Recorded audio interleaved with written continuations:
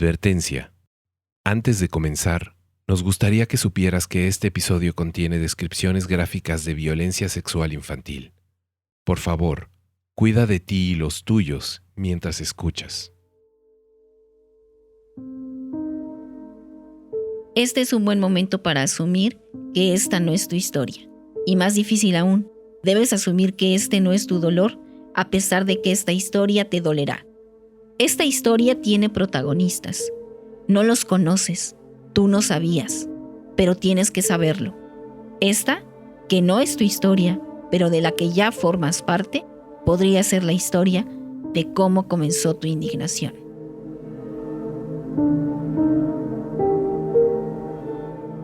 En mayo del 2021, la Oficina de Defensoría de los Derechos de la Infancia, por sus siglas ODI, publicó Es un secreto: la explotación sexual infantil en escuelas. En 2022 se actualizó. También en 2023. Este informe contabiliza hasta la fecha 25 casos de abuso sexual organizado dentro de escuelas. No se puede precisar el número de víctimas. Todas son niñas y niños mexicanos de entre 3 y 7 años de edad.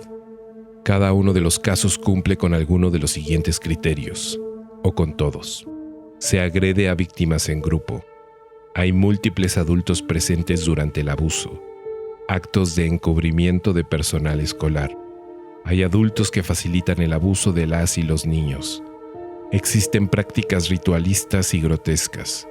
Se narra el uso de disfraces durante el abuso. Uso de cámaras durante el abuso.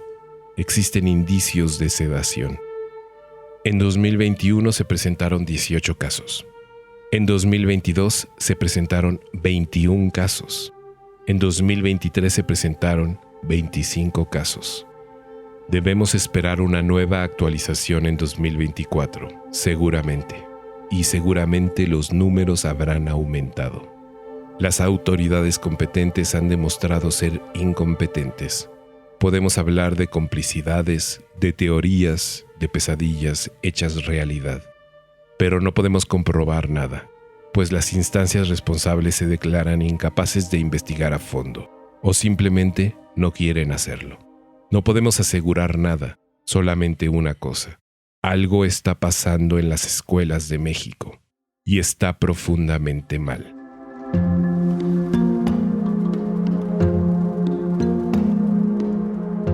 Altavoz Social y Cultural AC y Sonidera Central, en colaboración con la Oficina de Defensoría de los Derechos de la Infancia y el apoyo de Oak Foundation y Tides, presentan Es un secreto, una serie sonora sobre los casos, el litigio y la investigación que dio como resultado el informe Es un secreto: la explotación sexual infantil en escuelas. Episodio 1. Lo primero que pasó.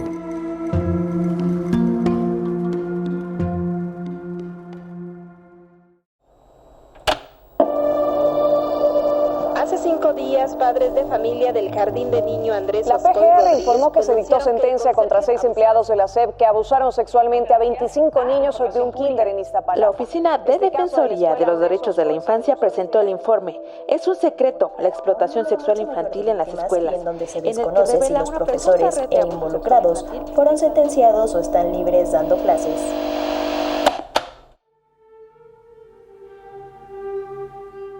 En los siguientes minutos, escucharás cómo se investigó, redactó y presentó el informe Es un secreto: la explotación sexual infantil en escuelas.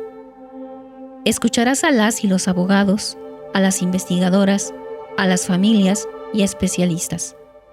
Y escucharás lo que vivieron cientos de niños y niñas en México. No escucharás a las voces de las víctimas directas, pero sí las escucharás. Empezamos en 2011, acabaremos en 2024. Son 13 años de litigio, 13 años en los que cambió el sistema penal, hubo elecciones, se hicieron promesas y poco se ha resuelto o concluido. Los datos están ahí, las pistas están ahí y el tiempo sigue pasando. Esto es un secreto que tiene que terminar.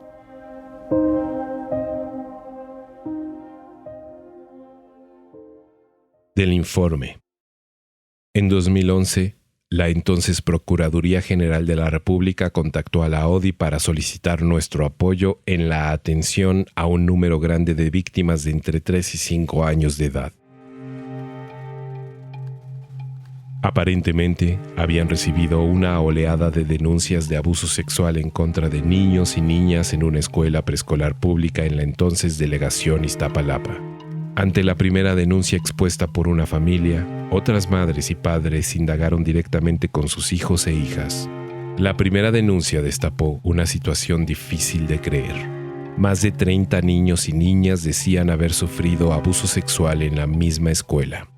Siendo el 2011, las condiciones de escucha en las declaraciones infantiles eran sumamente inadecuadas. En particular para niños y niñas tan pequeños, los modelos de interrogatorio utilizados por las autoridades generaban información fragmentada y difícil de entender. La narración de los niños y niñas sobre lo vivido era escasa. Sin embargo, a pesar de las deficientes condiciones para escuchar a los pequeños, lo que narraban aludía a una situación verdaderamente preocupante. Mariana Gil Bartomeu, soy abogada de la ODI. El primer caso que llevó la ODI de este tipo de casos lo llevé yo, el Andrés Oscoy, en 2011, justo cuando entré. En ese caso hay personas sentenciadas y más de 30 niños en el del Andrés Oscoy. Mi nombre es Luis Alberto Muñoz López y en la ODI soy abogado postulante. Es el primero grande. O sea, si revisamos el informe, hay detección de algunos casos muy individuales, 2008, 2009, pero el primer caso en el que se ven varias víctimas y varias personas como agresoras es el de Andrés Oscoy.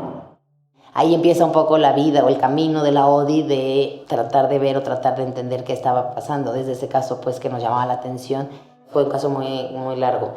Pero en específico es un caso, como casi todos, una familia, un niño dice que en ese momento era el conserje, que es el que atacó a más niños.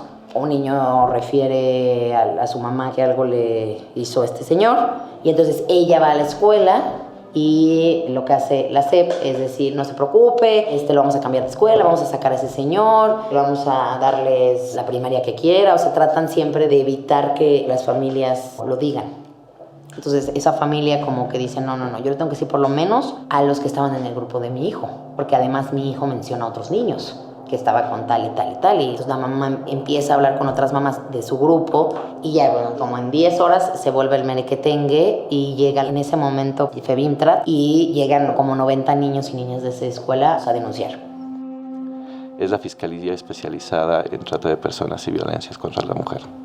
FEBIMTRAT empieza la investigación, hace los protocolos, entrevista a mamás y papás en algunos casos, entrevista a las niñas y niños, hacen los dictámenes en psicología, los dictámenes médicos, empiezan a salir, primero hay un agresor con las 2 primeras víctimas, pero conforme se da la investigación empiezan a involucrar a más personas del jardín de niños. En total, al final se tienen detectadas a 7 personas como agresoras directas y otras personas docentes en particular como personas que en algún momento supieron, pero no detuvieron, no protegieron. Todas las personas trabajadoras de la escuela en distintos cargos. O sea, primero es el conserje, luego la directora, luego el maestro de educación física practicante junto con el administrativo, que es las niñas y los niños lo identifican como el portero, y ya al final señalan a otras 3 personas, las últimas 3 personas que señalan como agresoras directas, que es la conserje, el otro practicante de educación física y la maestra titular de educación física.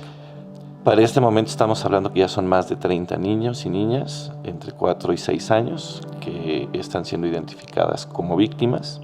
El viejo sistema pues era muy complicado. Se hacía averiguación previa, iniciaban las denuncias. Casi siempre en casos de niños lo que se hace es la entrevista de la niña o del niño, la pericial en psicología, depende algunos casos médica, si es que hay todavía algún tipo de lesión, y las entrevistas de la mamá o del papá. Sí, lo volvía muy largo porque imagínate, en este caso, por decirte que había 200 testigos, entre las mamás, las niñas, las maestras, los maestros, las peritas, las médicas, las psicólogas, las de terapia, no sé qué, Cada 10 días, porque además había un desahogo de una prueba y luego 10 días hábiles te daban el que sigue y 10 días hábiles el que sigue, entonces estábamos 5 años en juicio. Son procesos que eran tan largos que realmente tú nunca conocías al juez, tú nunca veías al juez, todo lo hacías con un secretario, que era el que pues conocía la carpeta. Margarita Griesbach, colaboradora de la Oficina de Defensoría. También es importante tener en cuenta que había menos condiciones para escuchar a los niños de manera amplia y libre. Entonces, las autoridades intervenían de inmediato y tomaban declaraciones con un formato de interrogatorio. Y entonces teníamos menos información de lo que decían los niños. Y entonces todo lo que narran en estos casos documentados, que es extraño y como narran niños de esa edad, 3, 4 años, roto, fragmentado, revuelto, era rarísimo, no entendíamos. Las cosas que narraban no tenían sentido, pero por otro lado sus narrativas eran espontáneas, eran muy propias de cómo niños y niñas describen cosas. Y de repente, cuando empezamos a llevar ese caso, hace resonancia con casos que habíamos visto antes y que no habíamos registrado como algo más organizado. Pues la mayoría de los niños que pasando 3 o 4 años de los hechos, pues es un relajo. O sea, ya pasó más de la mitad de su vida. O sea, si aquí tenían 3 y aquí ya tenían 7, o sea, le dices, ¿cómo se llama tu maestro? Te dicen el de ahorita. Oye, ¿te acuerdas de tu kinder? No. ¿Y cómo se llama tu maestro del kinder? No. O sea, algunos alcanzan a decir cosas, pero en general no mucho por el tipo de memoria que tiene un niño o una niña, por su desarrollo cognitivo, emocional. Aquí pensamos que eran niños de 3 o 4 años. Las herramientas que tienen verbales son muy cortas, es parte de su desarrollo.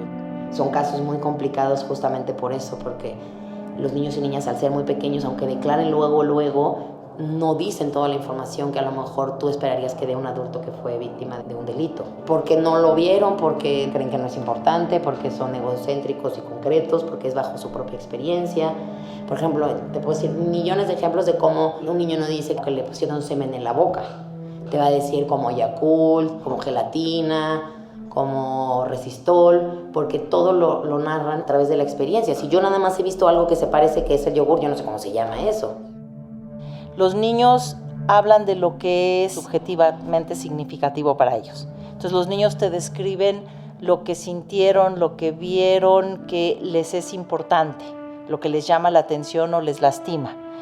Hoy en día, y desde hace ya muchos años, ver un celular grabando no es llamativo para nadie, y mucho menos para un niño que creció en esta era de aparatos electrónicos, fotografiando lo que se come, lo que se hace, lo que se dice. Entonces, tiene mucho sentido que los niños no narren la presencia de cámaras, porque a diferencia de un adulto que se encuentra en una situación de violencia sexual y ver una cámara presente, inmediatamente hay 1000 alarmas que se disparan en tu cabeza, porque tienes información sobre la producción de materiales de explotación. Niños de 3 y 4 años no tienen esa información, no es relevante la presencia de una cámara. De hecho, la mayoría de los niños que mencionan la cámara, la mencionan en el contexto de alguna interacción con ella. Repiten un diálogo en donde les decían foto, o algo que tiene sentido y por esa única razón hacen mención de la cámara. Pero para nosotros el hecho de que algunos cuantos de esos 30 mencionaran la presencia de cámaras agregaba un elemento imposible de ignorar en términos de investigación. Algunos niños sí te dicen en el baño, en el salón de música, eso es todavía un poco más fácil. Pero también puede ser en el salón de los grandes, en el salón del maestro Juan, que pues, ¿qué es eso? No es que esté escrito, quién sabe qué le van diciendo los agresores a ellos. Por ejemplo, en algunos casos todo el tiempo los niños hablan de casas. Ahí de repente dices, ¿los sacaban? ¿O hay un juego de que son casas de los demás? ¿O vamos a la casa de quién? También hay toda una parte de que los niños y niñas, por su desarrollo y el tipo de violencia que viven, si no está especializado el sistema, no lo entienden bien, tú piensas todo el tiempo que están fantaseando, que están inventando. Esta es una técnica que también utilizan mucho de decir que sus papás están ahí, pero transparentes, por ejemplo. En el otro caso, en el de 2018, dice que hablaban en el celular con ellos y que ellos les habían dado permiso. Eso para la autoridad es un shock. ¿Cómo investigo eso? O sea, hay disfraces, hay bailes, hacen tanta escenificación que hacen que su narrativa no alcances a entender lo que pasó. Pero es parte de la estrategia. Esto que, por más que nos sorprendiera, y por más que nos dedicamos a este tipo de trabajo, yo creo que a cualquier persona pensante se le ocurriría ¿cómo explicas esta casualidad? Con las autoridades resultaba una discusión imposible. Y las autoridades insistían en que no podían investigar el caso como una cuestión de delincuencia organizada, sino que el caso se tenía que investigar como abuso sexual específico. Y tampoco se podía investigar como pornografía porque tan pocos niños mencionaban cámaras.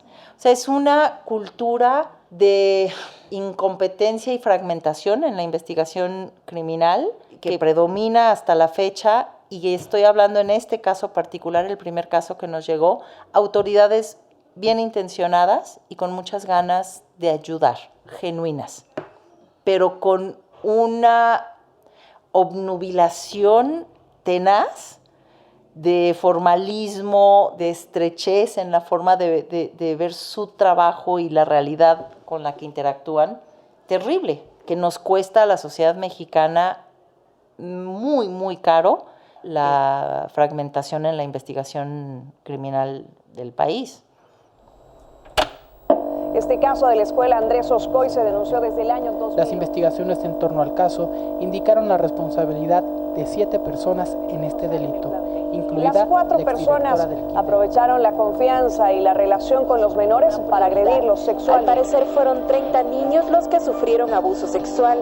Sin embargo, ante las autoridades son pocos los padres de familia que han denunciado.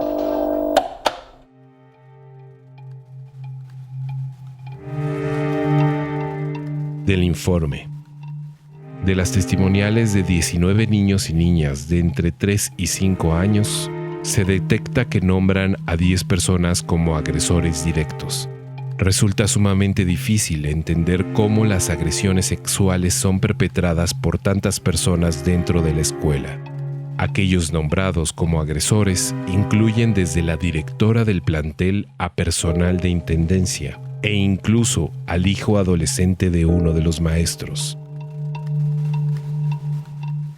Aún más increíble, 12 de los niños y niñas describen ser agredidos por más de un adulto de manera simultánea. Es decir, lo vivido por los niños y niñas no se trata de varios agresores que coinciden en una misma escuela, sino de un grupo de personas que de manera coordinada y conjunta agreden a los alumnos.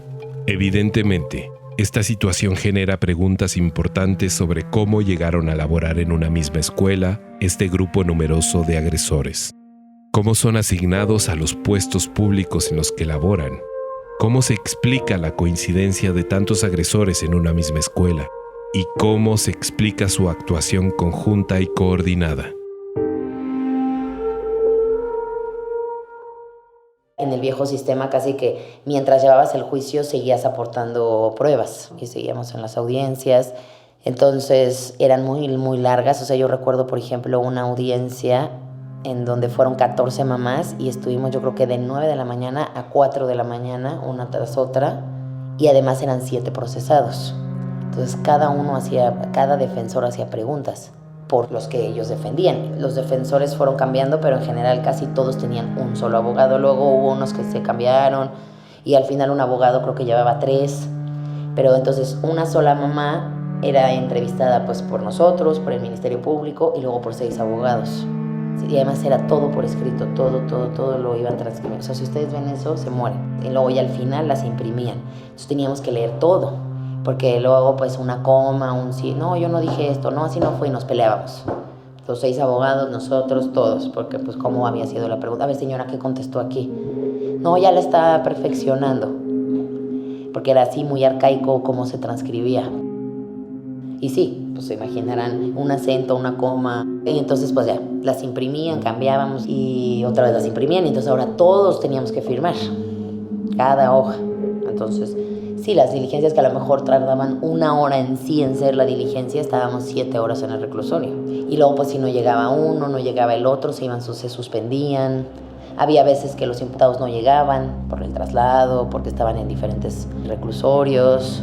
Había veces que el abogado no llegaba y no podíamos llevar las audiencias sin los abogados. Entonces todo eso hace que los casos sean muy largos. En muchos casos depende de las familias, a final de cuentas. Como les comentaba en este caso del Andrés Oscoy, en un inicio detectamos más de 30 familias, pero muchas de ellas consideraban que incluso un proceso podría ser peor para sus hijas e hijos, no querían pasar por eso. Incluso el shock de los propios padres al hacerse sabedores, entre negación, entre enojo, entre lo que sea, no querían enfrentarse a este tipo de procesos. Y al menos en el caso de Andrés Oscoy no pasó, pero en muchos procesos pasa, que inician, incluso se judicializan y luego ya no quieren por el propio desgaste que presentan los procesos tanto en sede ministerial como en sede jurisdiccional. Entonces, entre el estigma, el miedo, el temor a la revictimización o el propio desgaste jurisdiccional, es por eso que en muchos casos no llegan hasta un juez o hasta una sentencia. En este caso en específico, las sentencias han de haber salido como en 2017 y el juez lo que hizo ahí, pues sí, fue las sentencias de 400, 300, 200, todos tienen muchos años, porque claro, se castiga por niño. O sea, a lo mejor hay un señor de los 7, por ejemplo, un señor Juan, se le comprobó que tocó, bueno, que abusó o violó o el delito que sea, a 12 abusos y 16 violaciones. Entonces eso se suma. Por eso son sentencias tan grandes. El juez ahí lo que dice es: yo no voy a ver lo de la reparación del daño, porque nosotros habíamos metido muchos dictámenes sobre reparación del daño en este caso, lo va a hacer un juez de ejecución. Y ahí lo que nosotros le dijimos, no, es que, o sea, lo que llegó a la corte, y ahora hay una jurisprudencia que nos ayuda mucho en estos casos, es que mandar a otro juez a todo esto hace que él sea mucho más lento para las víctimas y demás. Entonces, en este momento es el que llega a la corte y apenas salieron estas sentencias y una jurisprudencia en la que dice que en este tipo de casos se tiene que tratar de hacer que en la sentencia se vea la reparación del daño, no con otro juez y otro juicio, porque eso es una carga muy importante para las víctimas que además ya llevan desde sus 3 años tratando de buscar un poco de reparación. Entonces, por eso apenas estas mamás y niños y niñas que ya casi van a cumplir 18 están recibiendo una parte de eso. Mi nombre es Julie Andrea Pliego Pérez, soy abogada de profesión y aquí en la ODI soy abogada postulante.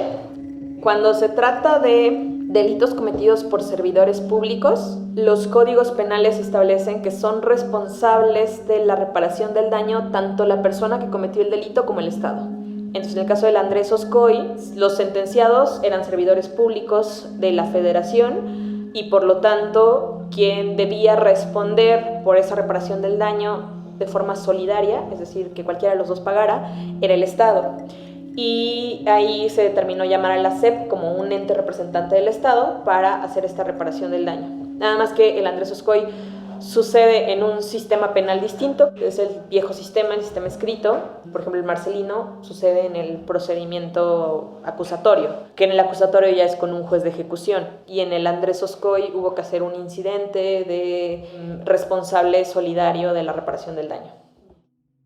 Con cada víctima seguimos un proceso particular para determinar su afectación concreta y la resolución que condena a la SEP, aquí sí es directo a la SEP, al pago de reparación. Solamente se han cubierto 4 reparaciones. Se cubrieron en noviembre del año pasado y ahí estamos peleando justo con las que ya tienen resolución. Estamos promoviendo amparos porque la SEP está haciendo misa con el tema de querer pagar la reparación. Lo primero que pasó fue con el Andrés Oscoy, fue lograr, que no se logró, que ese caso se investigara debidamente.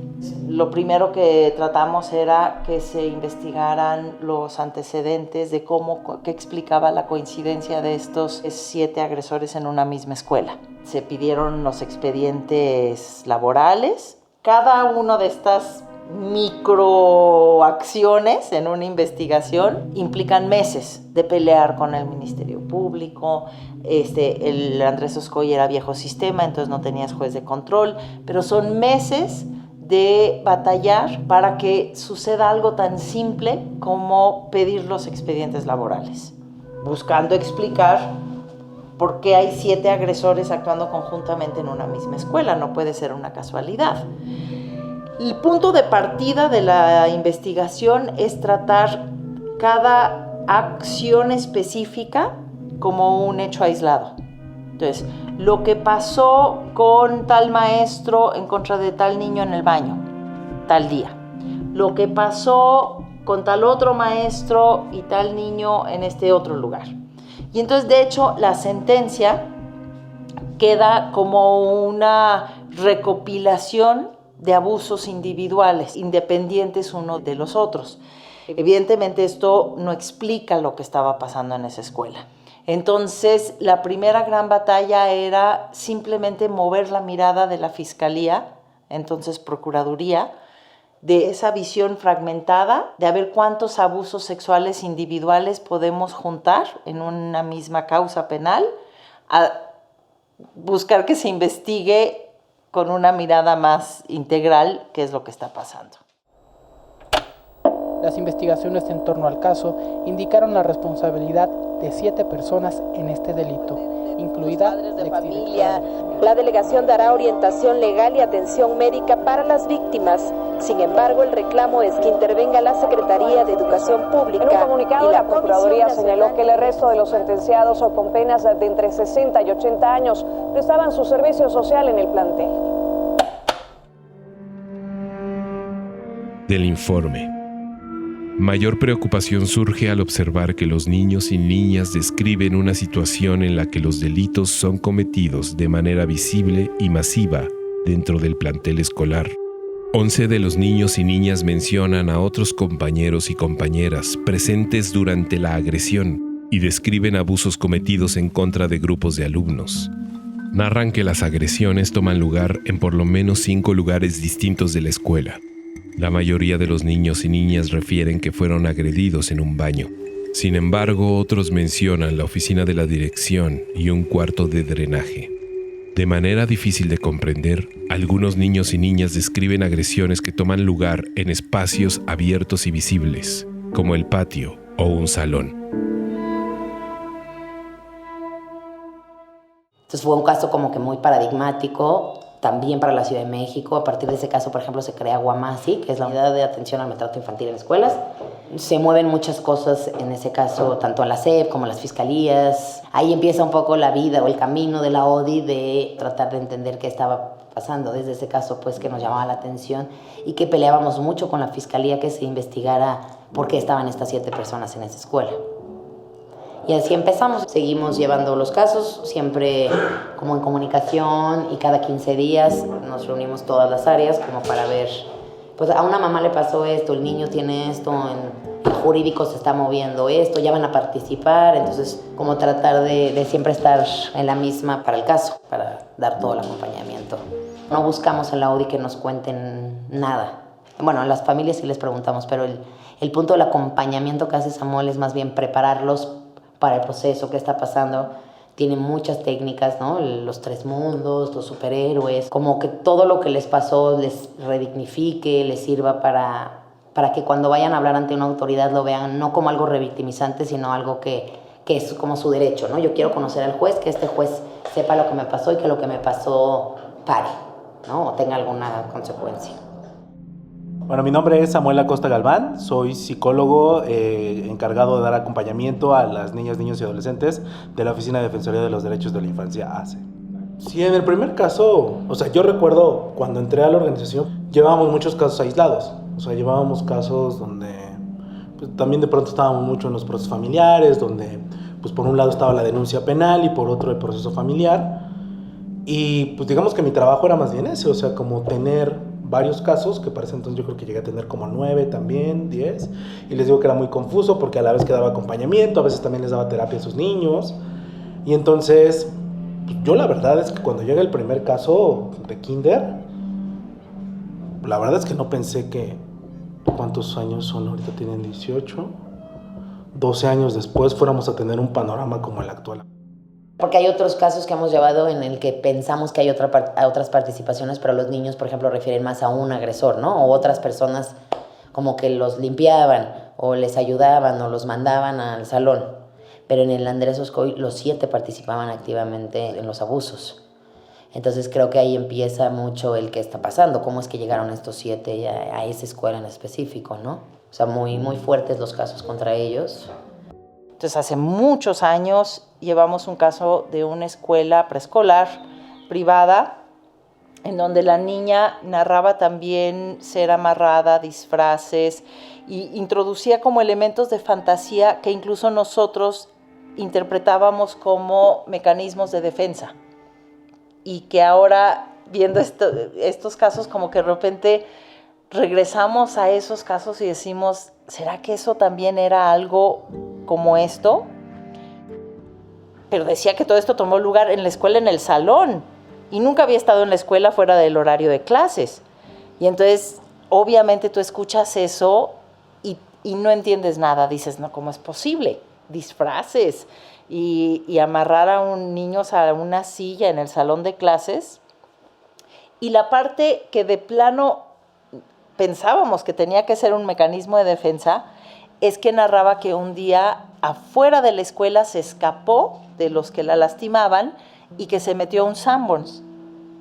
Y que en la cocina, y esto es lo que también nos hacía mucho ruido por la naturalidad del lenguaje, porque no creíamos, caímos en lo mismo que criticamos de tantas autoridades, no le creíamos a la niña. Pensábamos tiene que ser un mecanismo de defensa, que es lo que más criticamos ahora, pues igualito nos pasó, pero a mí siempre me hacía ruido que el lenguaje era tan natural, porque ella decía que se escapó, que entró corriendo a un Sanborns y que en la cocina le dijeron, oye niña, ¿qué haces aquí? Y esa forma de expresarse, dices, eso no es parte de un mecanismo de defensa, pero no nos cabía en la cabeza que eso fuera algo posible. Hasta que años después empezamos a ver otras escuelas en donde los niños dicen que los sacan de la escuela. Y de repente dices, bueno, esto se tiene que explicar de otra manera. No es que todos están teniendo el mismo mecanismo de defensa, lo cual es un elemento abstracto, subjetivo, psicológicamente muy complejo. Es imposible pensar que todos estos niños tienen el mismo mecanismo de defensa. Cuando empecé a ver este tipo de casos en el primer kinder, yo decía, no, pues es que esto sí está peor de lo que yo pensaba. O sea, si hay gente allá afuera con una intención directa de generar algo más, de sacar provecho económico de esto. Y como que ahí me surgió un sentimiento diferente por la ODI, ¿no? Como, o sea, yo siempre había querido estar en un lugar así, donde trabajara con procesos de justicia y demás, pero como que me surgió un compromiso, pues no sé cómo llamarlo, moral, de decir, pues todo esto que he podido aprender en mi trayectoria académica y luego profesional, pues tengo que ocuparlo en favor de ellos, ¿no? Tengo que hacer algo para que esto pues no siga pasando. Hay algo que está pasando y bueno, conforme va mejorando la forma en la que se escucha a los niños, ya empiezas a tener una construcción mucho más clara de cómo en efecto lo sacan de la escuela, ¿no? Ella nada más nos contaba estos fragmentos. Entonces yo creo que por eso recordaba el caso. No llevamos tantos casos, entonces creo que casi todos los recuerdo. Y no tengo tan buena memoria, pero no llevamos tantísimos y siempre hay una participación muy de cerca con los casos que llevamos. Tal vez otro factor es que cada caso se revive muchas veces porque cada caso sirve como fuente de aprendizaje para publicar protocolos, para elaborar materiales de capacitación. Esa testimonial de esa niña, obviamente en versión pública, la hemos usado en muchas capacitaciones, o la habíamos usado en muchas capacitaciones, ahora hay muchas más actualizadas. Pero entonces también los casos se mantienen presentes porque sirven más allá de su propia resolución jurídica. Los casos son emblemáticos que alimentan los insumos que buscan beneficiar a la justicia y el acceso a la justicia para la infancia.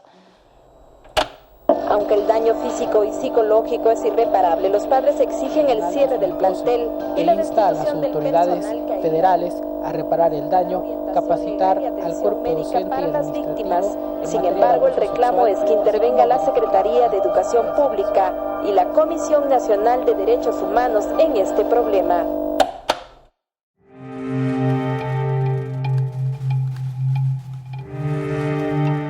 Del informe. Lo sucedido en la escuela Andrés Oscoy no solo resulta preocupante por la magnitud y libertad con la que se ejercen las agresiones en contra de los niños y niñas. El tipo de agresión también resulta llamativa y sumamente inusual, sobre todo tratándose de víctimas tan pequeñas.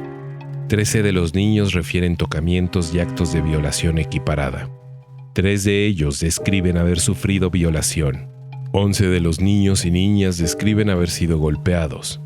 Algunos narran que adultos se exhibían ante un grupo de alumnos, o que exhibían la agresión en contra de un pequeño frente al grupo. Varios describen actos sexuales entre adultos que toman lugar durante la agresión. Las agresiones descritas no solo son inusuales en casos de abuso sexual infantil. Las niñas y niños narran abusos extremos ejercidos con violencia.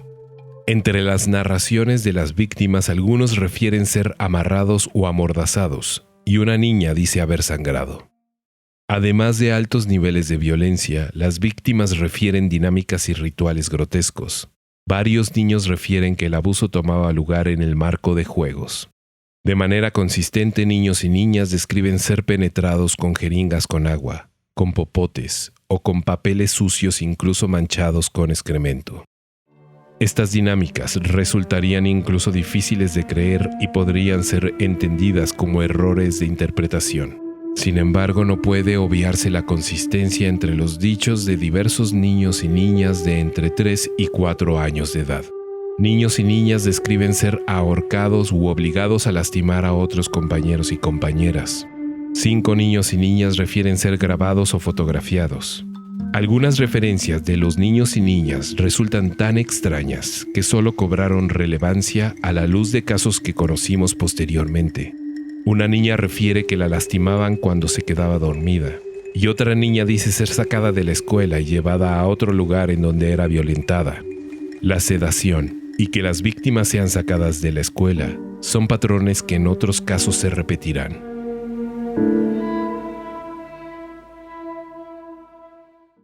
La verdad es que nunca me lo esperé, o sea, yo de esos niños que a veces veíamos en los grupos y que uno de los más afectados, me acuerdo, me sigue sirviendo mucho lo que pasó con él, porque muchos niños decían a él también le hicieron cosas, y él decía no, a mí no me hicieron nada, yo le di una patadota y los mandé bien lejos. Y lo ocupo mucho de ejemplo porque es un mecanismo de defensa, ¿no? O sea, ante la ansiedad los niños pues, presentan, como seres humanos, mecanismos de defensa que es para mantener la estabilidad. Es en un adulto el equivalente a recibir la noticia de que perdiste un ser querido y que luego la gente en su discurso y en su mismo pensamiento está claro que no ha pasado. O sea, y que dicen, yo creo que voy a llegar ahí y lo voy a ver. O sea, ese mecanismo se llama negación y tiene el efecto de que no lo vivas tan de golpe y que no te impacte y que no te desestructure. En este niño era parecido porque él sabía que sí le habían hecho cosas. Pero hubo un proceso terapéutico con él que llevó pues casi un año, y después de ese año él pudo decirle a la mamá lo que me contó esa vez, que a mí fue un primer hecho que me impactó mucho en esto del abuso sexual. Me dijo es que el niño le estaba cantando una canción a un perro que tenemos, y entonces la mamá, hasta hoy en día lo que recuerdo, porque a veces trato de acordarme más y tampoco le quiero preguntar a ella porque creo que la revictimizaría, me dijo, no me acuerdo cómo iba la canción, pero terminaba en, y ahora te lo vamos a hacer a ti. Y entonces cuando ella me dijo eso, para mí fue muy impactante, pues, porque... Perdón. Recuerda, esto no se trata de ti. Si para ti es duro escuchar esta historia, recuerda que ellas y ellos la vivieron. El Andrés Oscoy comienza un camino que no ha terminado. Sí, hay sentencias y avances. Hay esfuerzos.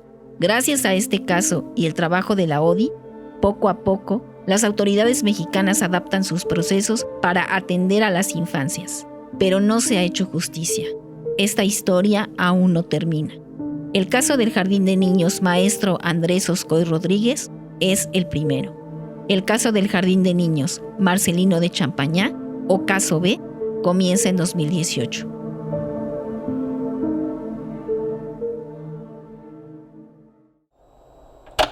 Pues están las madres de estos pequeñines que lamentablemente sufrieron. Ocurrió en el Jardín de Niños Marcelino de Champañá de la Ciudad de México. He entrevistado a 26 de los afectados. En 11 de los casos, ha logrado confirmar la condición de víctimas. Del informe. En el 2018, la ahora Fiscalía General de la República nos contacta nuevamente. Se trata de un preescolar público en la Ciudad de México. Al igual que en el 2011, la primera denuncia destapa un enorme número de niños y niñas víctimas. En este caso, 49 niños y niñas denuncian haber sufrido violencia sexual en la escuela.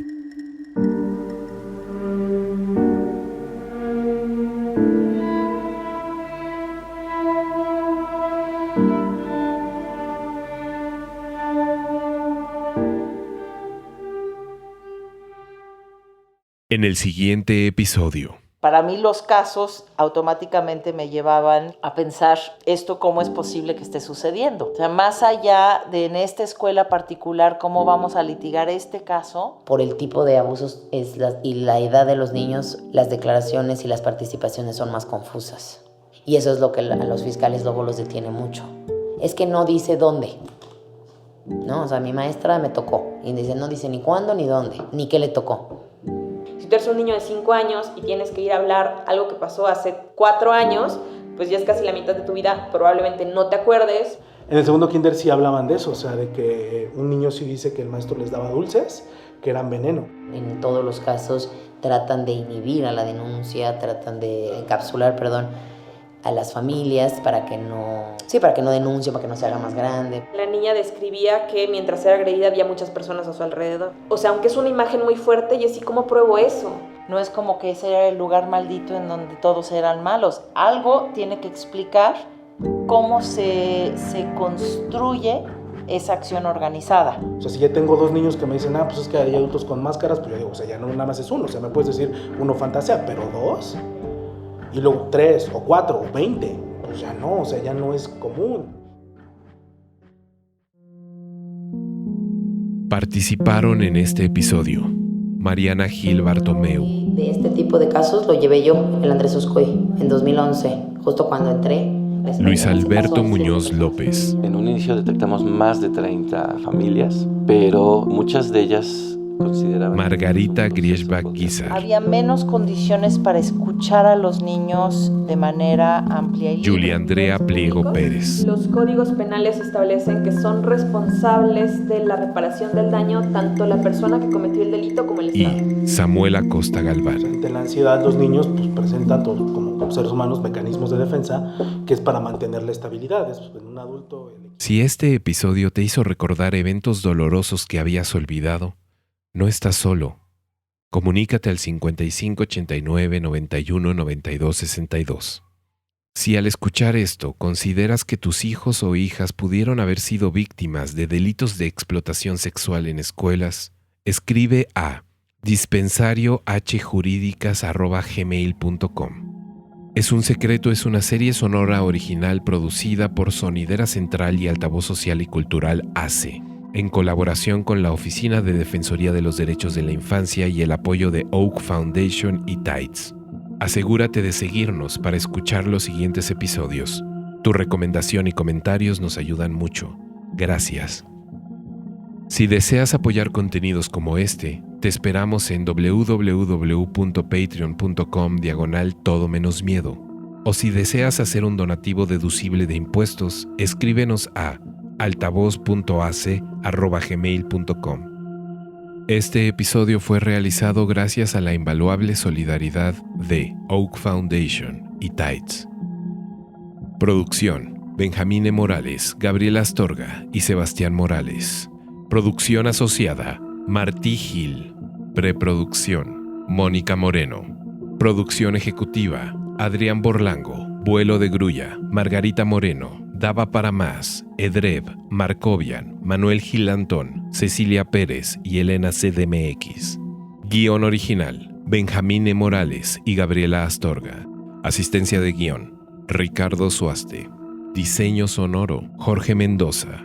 Edición: Jorge Mendoza, Nicolás Galán y Paulina Palma. Música original: Jorge Mendoza. Diseño gráfico: María René Cantú. Agradecemos a la Oficina de Defensoría de los Derechos de la Infancia por su generosa colaboración en este episodio. Agradecemos a nuestros Patreons: Adrián Borlango, Vuelo de Grulla, Margarita Moreno, Daba para Más, Edrev, Marcovian, Manuel Gil Antón, Cecilia Pérez, Elena CDMX, Osvaldo Cornejo, Ricardo Pineda, Antonio, R. del Niño Jesús, Santiago Medina, Emilio Gartechea, Noemí Aragón, Natia Mezcua, Diana Romero, Jair Orozco, Media Luna, Y, Gabriela Astorga, Jonathan Santos, Lau Báneco, Chiquitillo, Diego Echeverría, El Indio Ladino, Alfonso de la Rosa, Sebastián Morales, Juanga, Evaristo Bedriñana, Sello Paello, Iván Said Martínez, Iracusne Incierte, Diana R. Banda, Juana, Mariana Gómez, Aleida Savi, Edith A.M., Erwin Osberto Flores, Néstor Gelipe, Amaranta Cabrera, Tremendo Guanajo, Diablo Sayayín, Isabel Pedro y Juan José Sánchez.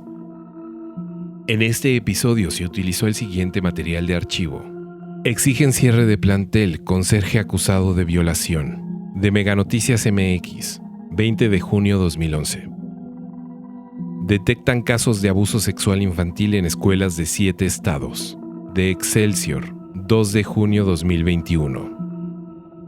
Denuncian red de abuso sexual de menores, de El Universal, 31 de mayo 2021. 5 años después, agresores sexuales de niños de kinder en Iztapalapa reciben condena, de Imagen Noticias, 20 de enero 2017.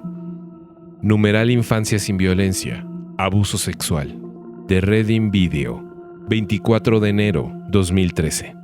Cárcel a trabajador del kinder Marcelino de Champañán por abuso sexual. Despierta. DN+, 23 de diciembre 2021. Mejoran condiciones en kinder Marcelino de Champañán. De Milenio, 14 de noviembre 2018. Este material es distribuido bajo una licencia de Creative Commons Reconocimiento No Comercial Compartir Igual. Esta licencia permite a otros remezclar, adaptar y construir sobre su trabajo de manera no comercial, siempre que lo acrediten y otorguen licencias de sus nuevas creaciones bajo los mismos términos.